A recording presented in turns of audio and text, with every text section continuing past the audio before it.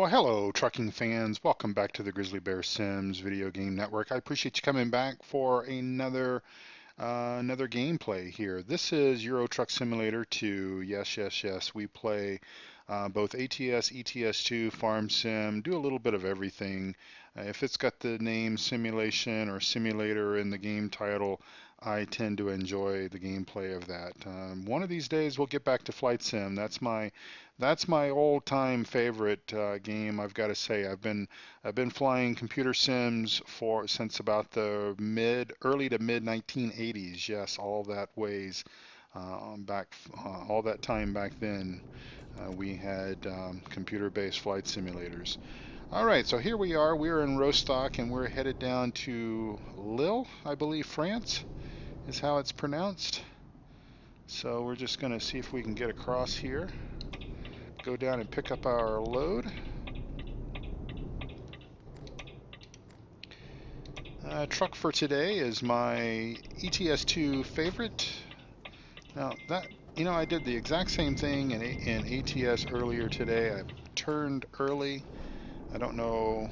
I think it's just I'm going to blame it on talking and trying to pay attention all at the same time. I will get better at this. I'm not perfect, so I think those of you that appreciate my channel know that I make mistakes, and we're all human, and we can't all be perfect. And so yeah, we do make a few mistakes here and there. And of course, it's always one of the things that takes me a little while to get used to. Of course, I am thinking about it, and I'll try not to make that mistake. Is the fact that you cannot turn right on red after stop in Europe. In the U.S., if you enjoy ATS, you can turn right on red after a stop if nobody's coming and keeps traffic moving along and everything. But in ETS in Europe, cannot be done. You'll get a ticket. So we will try not to get a ticket. If you were watching my ATS video that I released earlier, I think I'll probably release that one before this one. I'll try to remember to do that anyway. You may notice I got 2 speeding tickets. There we go. And we'll connect up. And then we'll pull up just a little ways and inspect our load just a bit. All right, let's hauling for Audi. I believe this is one of the trailer the trailer DLC pack that came out. So there's my customized license plate Grizz1 and my Volvo 750. This is pretty much my favorite truck in the game. I've driven some Scanias, I've driven a few others. This is kind of what you'll probably see me drive most in ETS2 is the Volvo. All right, we'll take our parking brake off and we will get moving.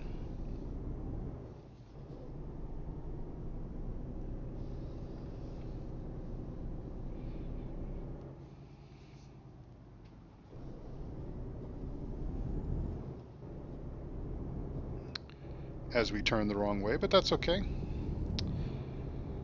I thought that would be a little tight to get out of there a left turn, so we will go right and just let the GPS recalculate and navigate us out of here. Hope everyone's having a wonderful day, evening, weekend, morning, whatever the time might be. We'll get out on here on the highway here and I'll tell you a little bit about how I have ETS2 set up.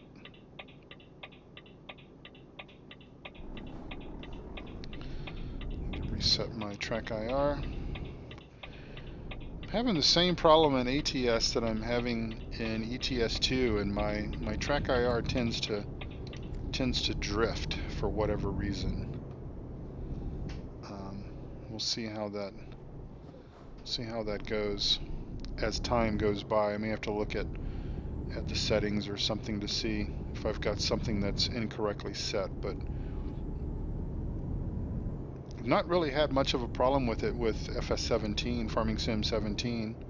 It's actually been a welcome addition to the Farming Sim franchise.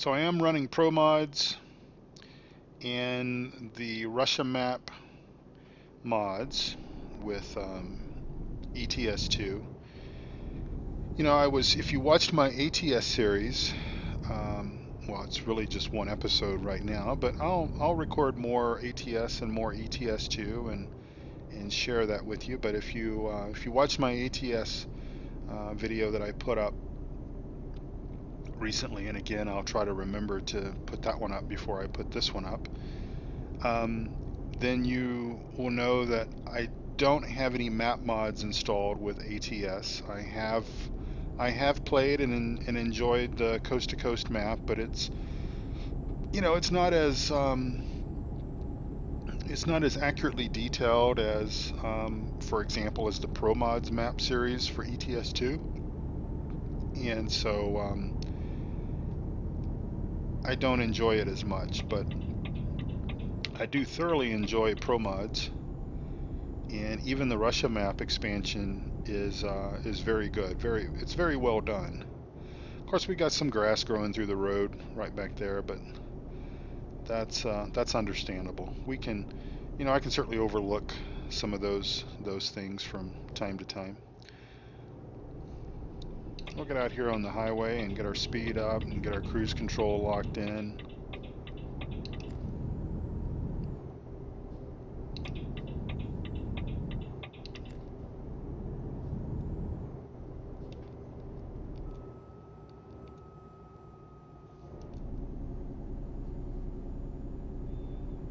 We'll set that at 5 kilometers per hour over the speed limit. Should probably change that to miles per hour because I really don't understand kilometers per hour and all that. I'm your typical American that's stuck in his way of doing things, miles per hour and inches and feet, and yeah. But yeah, what happens with my track IR is it drifts, where I'm looking like I'm slightly looking left when I'm not really. We'll see how that goes. I may need to adjust that.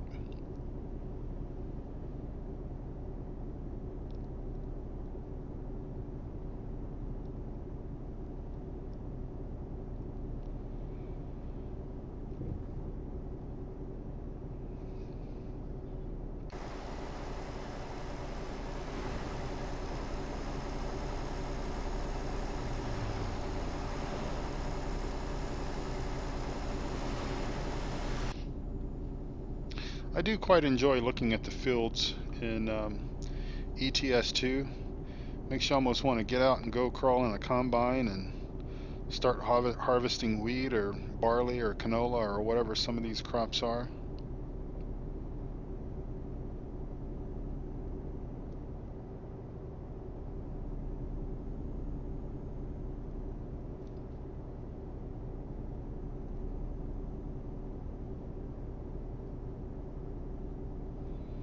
It's a real joy to see some of the farm equipment out there working, harvesting, and you know, sometimes you'll come up on road construction sites where there's folks out there's a guy running a jackhammer. Of course, the sad thing about it is if you come through here in the middle of the night, those same guys are still out there hard at work.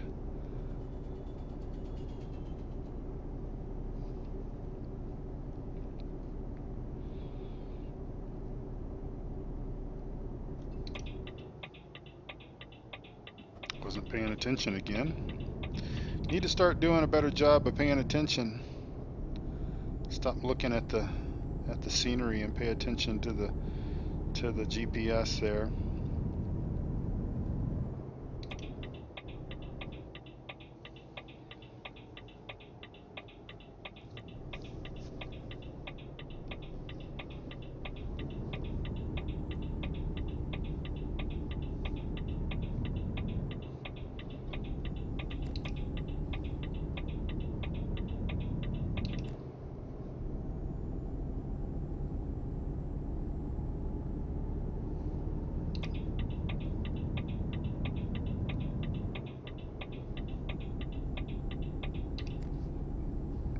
let's see, what are we hauling? Empty pallets, 21 tons of empty pallets. Man, that must be, must be made out of, those pallets must be made out of wet oak or something to weigh 21 tons. And we're doing good on damage. Had the truck repaired before I picked you guys up, and we're all good. So let me set my cruise control again, because I tend to have a bit of a heavy foot if I'm not paying attention, and certainly don't want to get any speeding tickets. Got 2 in my ATS video earlier. For the most part, I wasn't paying attention there as well. Had my cruise set up a little bit too high. I think you could get by on say 55 miles per hour speed limit. I don't know what that converts to in kilometers per hour. I think it's pretty close to 85 or 90, I think, but you can generally get by with about well, at 55 you can get by with 58 to 59, but I think setting your cruise control on 60 is going to get you a ticket. At one time, I used to remember what the variation was on ATS. There was a certain percentage that, as long as you were under that percentage, based on what the speed limit is, you were okay. The police would not ticket you.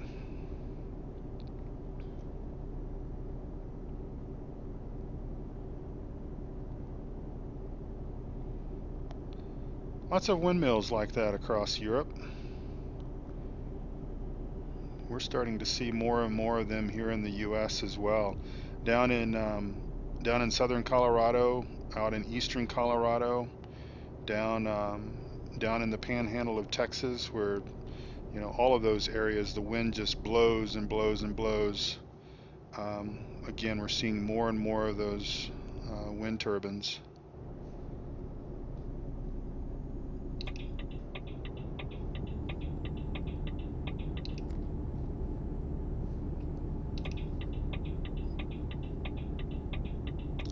I think it's great. I'm all for renewable energy if it makes sense.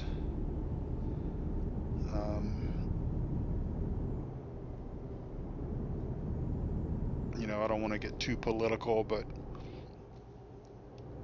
I sometimes think that sometimes we put our priorities in a little bit backwards order from what they need to be, but where you've got areas where you can harness the wind or harness the sun, and you can do that efficiently and everything, and not cause any more harm to the environment or whatever, then I say go for it. Out here in the U.S., they move these wind turbines and everything via rail, via train, and so you might occasionally see, a train, especially if you're driving. You'll see trains, long trains with these huge long turbine blades on them, and they don't look that big when you're driving down the highway and you're looking out at a wind turbine that's a few hundred feet in the air spinning. Doesn't really look that large, but when you see these things relatively up close, laying flat on a rail car, they're actually quite massive. And even the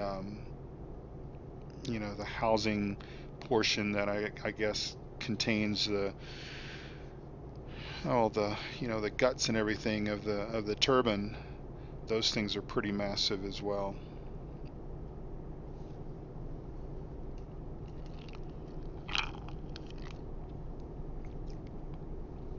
When my wife and I travel to Europe to visit her family, we typically fly British Airways from Denver to London Heathrow, and then we transfer across London over to London City and take a little puddle jumper from London City Airport to Antwerp. And I've seen quite a few of the wind turbines out in the North Sea. It looks to be a pretty good place to harness the wind.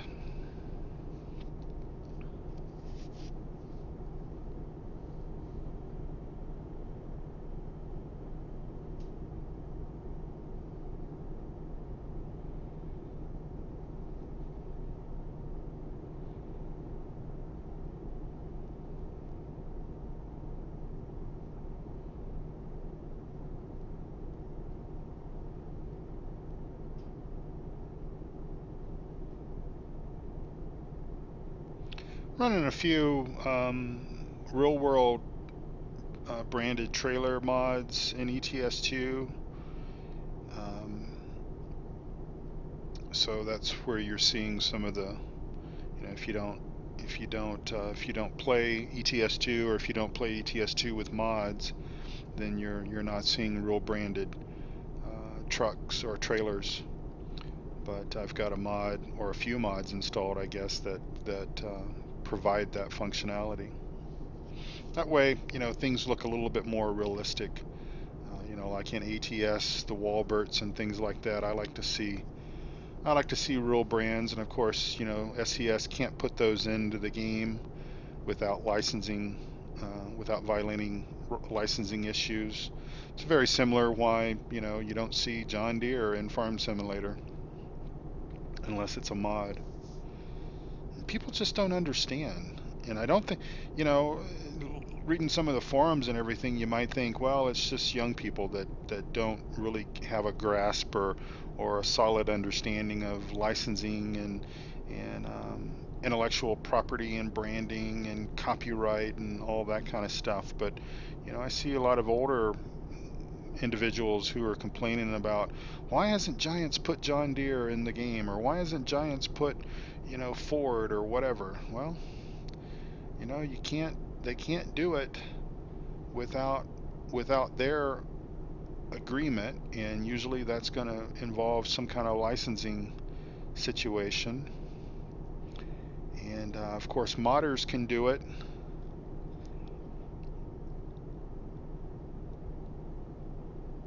but of course for those of you that were looking so much forward to having mods and on the console platform for FS17, and expecting that any mod that would ever be created or written for FS17 for us PC users would be available for consoles. I think you were surprised maybe when you realized that, well, the mods for consoles are going to be scrutinized very, very closely, and nothing that involves scripting is going to be allowed. So you probably won't have courseplay. You probably won't have things like soil mod, things like that. And of course, you won't have mods that involve real world brands that aren't already licensed for the game. So obviously, if somebody wants to mod a Case tractor or a New Holland tractor, and if that's in the game already, and if Giants approves that, then obviously Giants will put that into their mod distribution for consoles.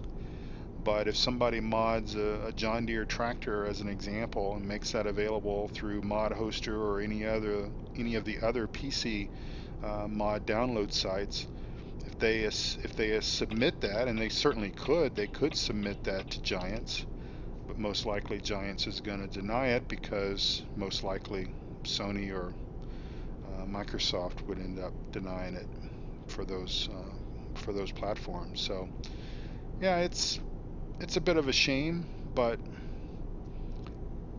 um, that's how the world works. These companies, their brand is very important to them, and that's why you're just not going to see those things.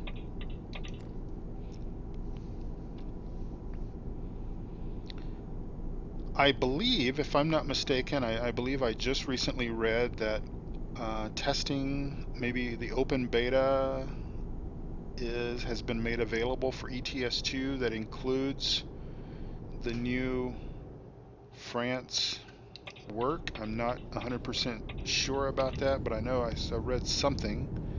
I should probably do a little bit better job reading up on this new stuff if I'm going to certainly talk about it, but that looks kind of interesting.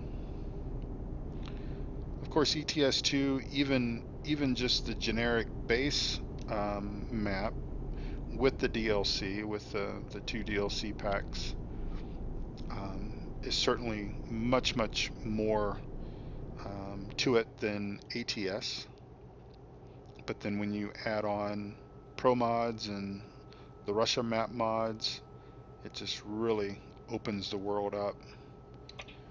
And really, in my opinion, pro mods and the Russia map, they're on par with SCS's map making abilities. I was very impressed because by default, the city of Antwerp is not depicted in ETS2, and so, but it is if you install pro mods. They've added Antwerp, and I was very impressed because one of my favorite places in the city of Antwerp is the cathedral in Antwerp. It's very noticeable. It's got one spire, and then the second one was kind of half finished because the architect actually fell to his death, and they more or less left it half completed, and that's how it's depicted in the Pro Mods expansion.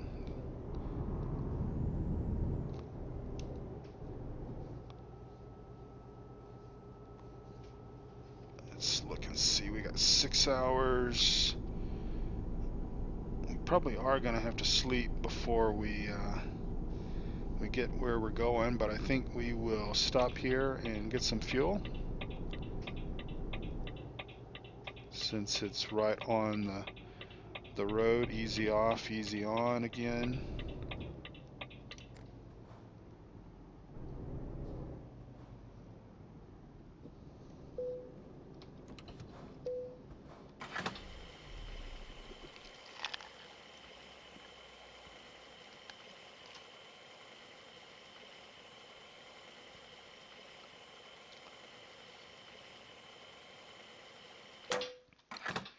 We'll just quickly take a look at the map and see where we are.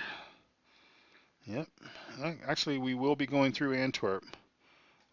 So you might get to see, I don't know where the cathedral is in relation to this map, but you might see it, we might not, I don't know. We'll just have to find out when we get there. I do have my my headquarters for my trucking company as far as ETS2 is concerned is based out of Antwerp.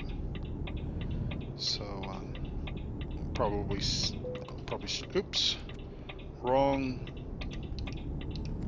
sorry about that, wrong key binding there. I meant to center my head tracker and hit the wrong button and applied my parking brakes while we were driving. Oops. But hey, those are kind of some of the mistakes that you'll come to appreciate from me. I'm not perfect. Don't claim to be.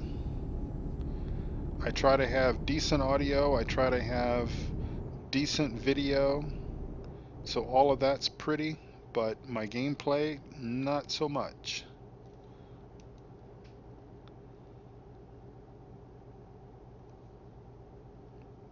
And again, like ATS, again, I hope that I upload that video first, because if you're watching these, you're going to go, if I forget and put this one up first, you're going to be thinking, well, where's that ATS video he keeps talking about? But as I mentioned in ATS, this, and as is the case for ETS2, this is my career profile. So this is the very first profile that I started when I purchased ETS2. I started playing ETS2 after Farm Sim 15. I got into Farm Sim 15 in about February of 2015. So Farm Sim 15 would have come out in October of 14. I got addicted to Farm Sim 15 in about February of 2015, and I think I started playing ETS2 maybe about a month after, and just absolutely fell in love with it, and really, I guess both FS15, my enjoyment of FS15 and ETS2 was what encouraged me to pick up the G27. Am I going to get there before that exit? It's going to be tight. It's going to be tight. It's going to be tight. Yeah. All right.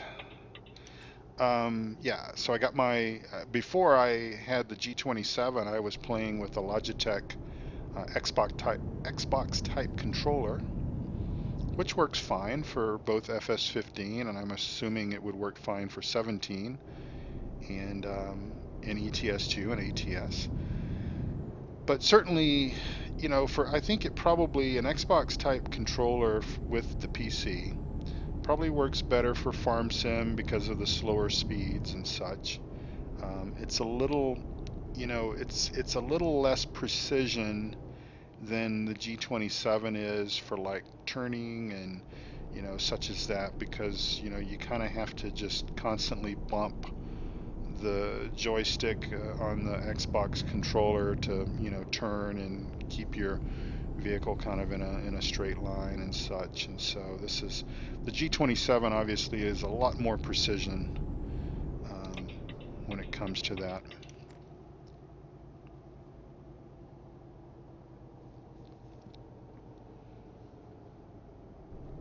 Did I just turn? I made the wrong turn, didn't I?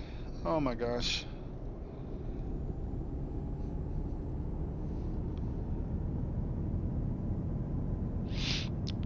I won't say that this is the first time this has happened. I'm not going to lie to you.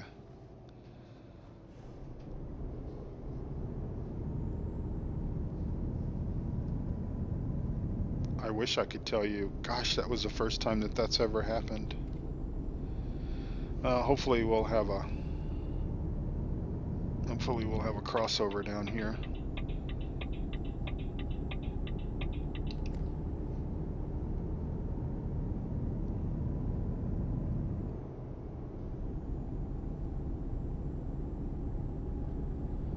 Come on now, recalculate.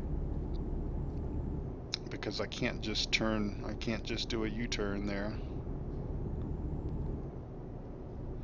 I should be able to exit here and go under. Yep. So see, I mean, these are the exact same things that you would do in the real world, and it is a simulation. It is a simulator. I especially, because I don't really want, I don't want any sort of magic arrow that appears in front of my truck or painted onto the roadway or something like that, and pointing my way. And sometimes looking at the GPS, it's a little confusing, and I should probably get rid of the larger GPS and just go with the in-dash one. And I'll try to get around to getting a little bit better at just using the small one, because I know that one sticking on the screen gets I think we want to go up here. We do. But I wouldn't want barriers painted over the incorrect exit that you wouldn't want to take. So, if you're not paying attention and you take the wrong turn, or you're not paying attention and you get a speeding ticket, that's all part of what makes a simulation-based game truly a simulation-based game. Um, I'm very critical of games that have the word simulation or simulator in the title. As an example, if you go out to my blog site, grizzlybearsims.com, and sort of do a search for bus simulator, I think it's 15 or 16, I can't remember, but I'm very critical over that, because especially when they first released it, the GPS was not, the GPS didn't always point up, and I was very critical of that, and I was very critical about some of the other things that they sort of put into the game, because they didn't do certain things that, um, like for example, there was no track IR support initially. I think that's been changed. And of course, I would have kind of been critical of Giants had they not finally accepted the fact that we want we want head tracking functionality, because this is a lot more realistic looking and everything, being able to turn your head and see versus using your mouse to do it, which doesn't work when you have your head tracker turned on. But anyway, so yeah, so you're going to see, just like with my Farm Sim series, you're going to see all of my bleeps and blunders and all that kind of stuff. And of course, I pride myself on having a G-rated stream. So that means, if you're not familiar with the U.S. rating system, I don't know if it's universal across the world, but G is like your Walt Disney type. Well, that's even a bit of a stretch. Things that Disney are showing today versus what Disney used to be about back in the 70s and 80s is quite different. But anyway, I don't swear, and I don't um, I don't talk about things that are, because young people play these games. Young people may swear and everything, but they shouldn't. But anyway, enough about that. But yeah, my streams are G-rated, but you're gonna see you're gonna see all the pretty things, and you're gonna see all the ugly things, and it's just what it is.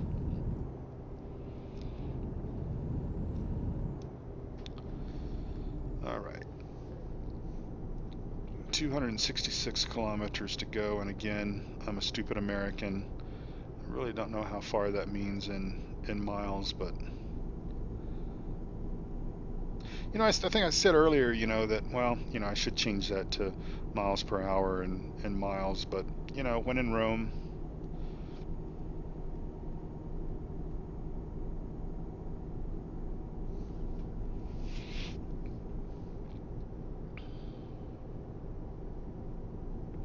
We are going to have to sleep at some point in time, because our little indicator there is filling up with blue.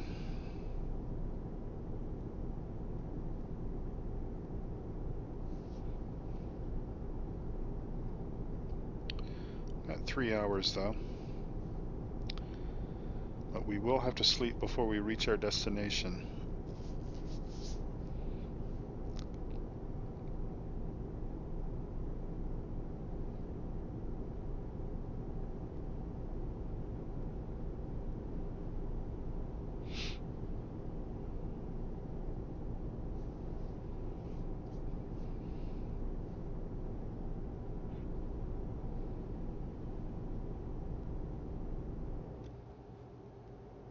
Yeah, like those barriers that basically prevent you from taking an exit into a portion of the map that doesn't exist. I get why those are there. And that's maybe for future expansions or whatever. But I wouldn't want those to be across all of the exit points that basically force you to go the correct direction. If you're not paying attention and you take the wrong exit, then you deal with it. You own that, and you make it right. And you just, I guess, hope and pray that there's a exit or something where you can correct it without having to drive, like 20 miles or something down the road, which I will admit I've had to do before, because not paying attention, sort of looking at it out of the corner of my eye and not realizing that is the exit that I need to take or not take. Looks like this is a portion of the road that I've never traveled on.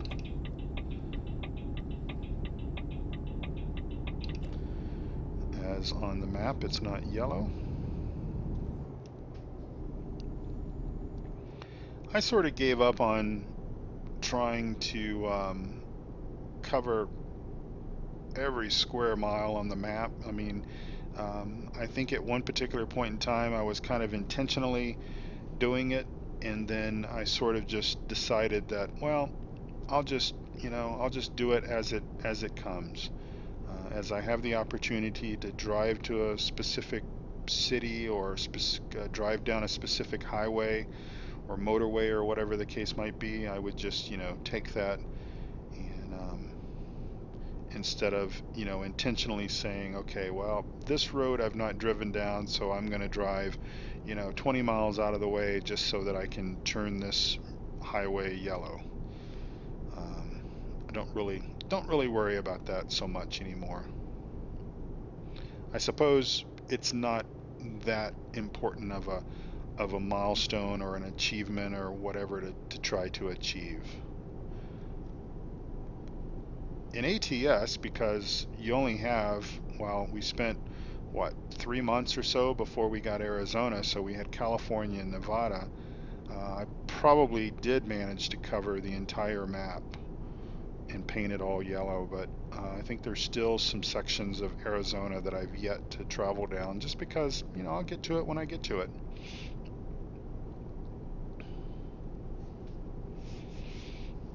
It's not that important to me. Some of these billboards are quite interesting.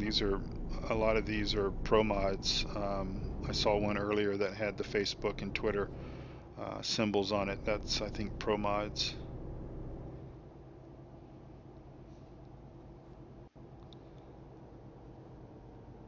I think we should be coming into Antwerp here in a bit. Yep, looks like it.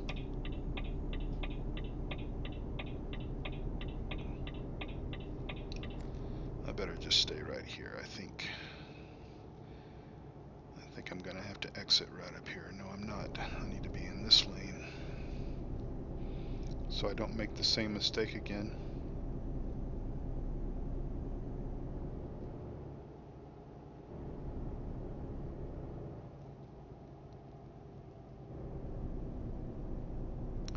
I believe that's the cathedral just in front of me, or was just in front of me just a few seconds ago.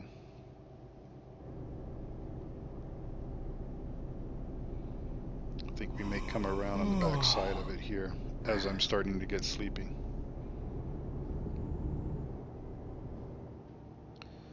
Oh, I need to be over here.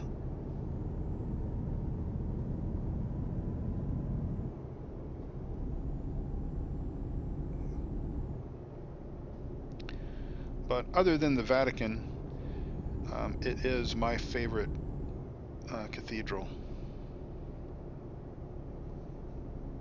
It's very beautiful. A lot of Rubens, the famous painter. A lot of his work is hanging in it.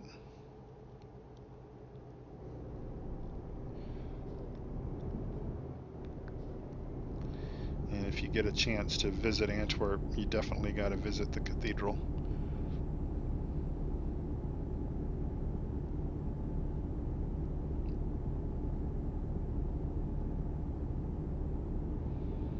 And of course have a Belgian waffle and some frietjes, which are basically fries.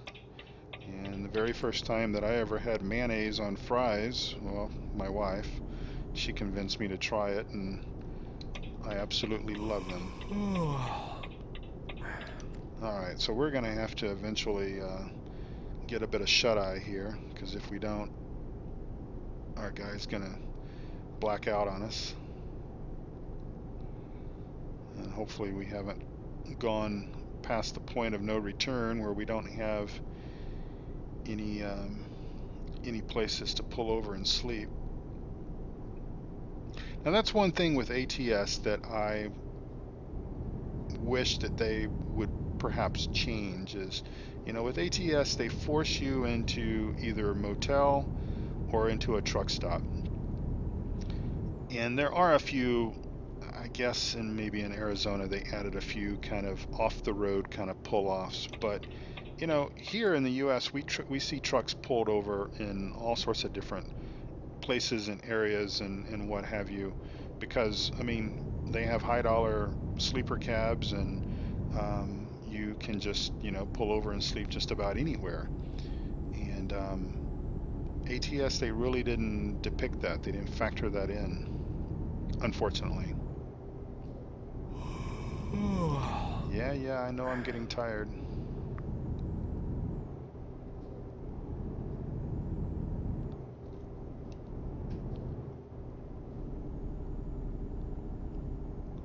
I think I might get lucky right up here. Looks like there might be a fuel stop and a rest area.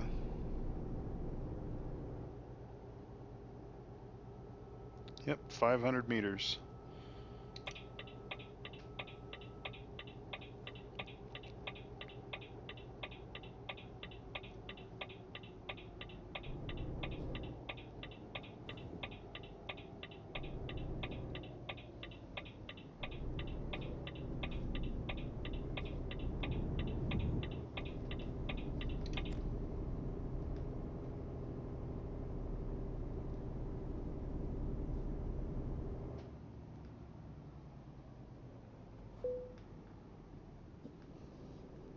All right, set our parking brake, turn our lights off, leave our running lights on, kill the engine, and have some shut-eye.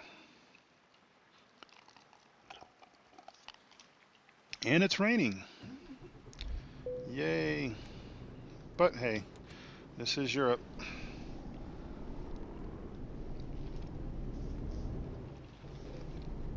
The first time I went to Belgium, let's see, what is windshield wiper P?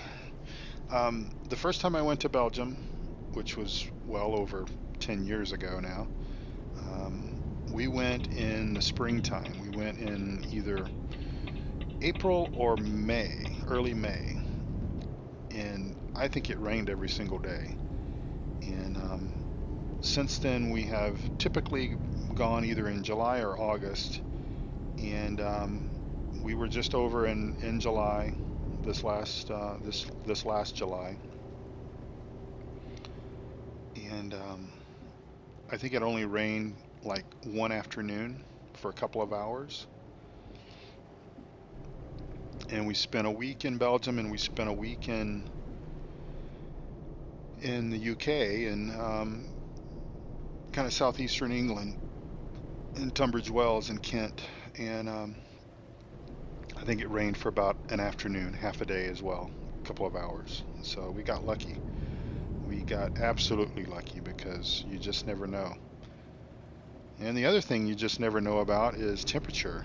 And if you're, if you're in the U.S. like me and you live in an area where it gets kind of warm or downright hot, then you're sort of accustomed to air conditioning and everything. And in this portion of Europe, as well as in the UK where I've visited, they may only have a few days a year where it gets really unbearable.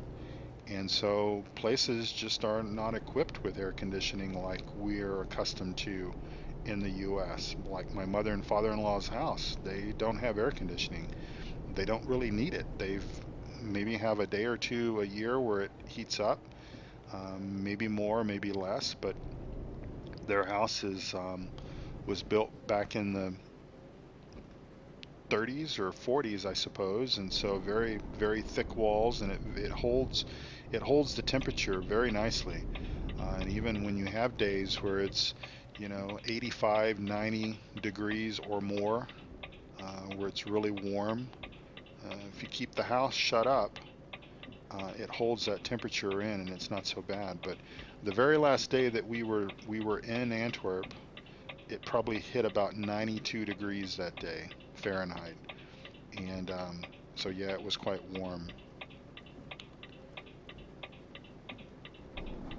And of course, for me, because I live in a relatively dry climate, Colorado is very dry, very little humidity at all. Visiting a place like Belgium or England, when it is quite warm, you've got the effect of you've got the humidity, which makes it feel, you know, more miserable than it actually is.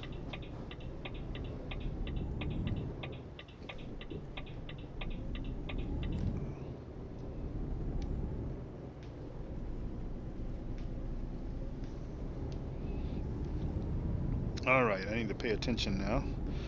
Figure out where we're going. We're a mile away. or a kilometer away. That's close enough to a mile.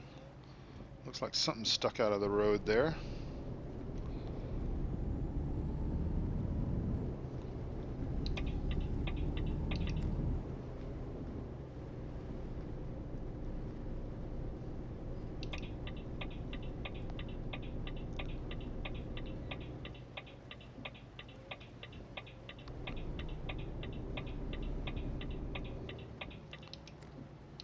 All right, here we are.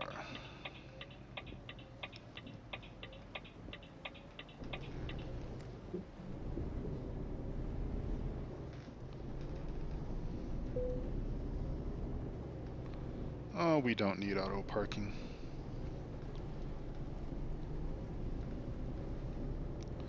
We'll try to do this in cab again.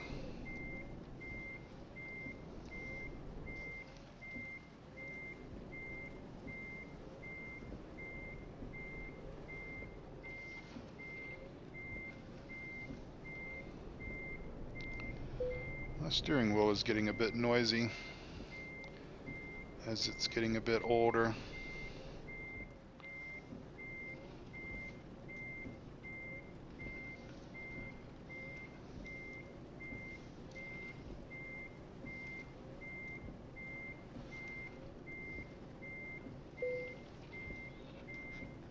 Alright, we'll straighten this up just a little bit.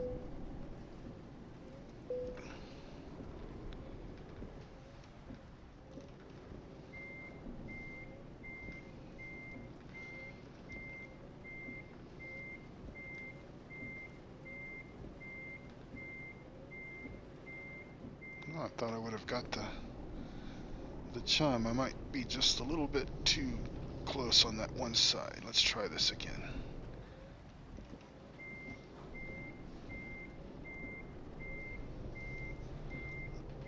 I think as I play this more, my backing skills will get a little bit better. You know, you don't have to do as much precision backing in Farm Sim as you do in ATS and ETS2. So there we go. That's close enough. A little crooked, but hey, that's how they say they want it, so we'll give it to them like that. Well, thank you so much for watching. I do appreciate it. I appreciate you coming to my channel and liking and subscribing to my channel and liking my videos and stuff. I appreciate that. And as I said in the ATS videos, I'm really not sure the frequency that I will produce ATS or ETS2 videos. Right now I'm sort of going to do 3 farm sim videos a week, and we'll intermingle the trucking videos and other simulation-based game videos that I choose to record sort of in the alternate days and such. So anyway, I appreciate you watching, and on this rainy day in Lille, France, thank you for watching, and I will see you next time for another adventure either in truck sim or farm sim or some other simulation-based games. Thanks for watching and have a great day. Bye-bye.